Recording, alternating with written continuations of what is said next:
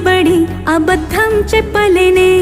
నా అద్దం అంటే నువ్వే మరి ఈ నిజం దాచలేనే ఆ అద్దం ముందు నిలబడి అబద్ధం చెప్పలేనే నా అద్దం అంటే నువ్వే మరి ఈ నిజం దాచలేనే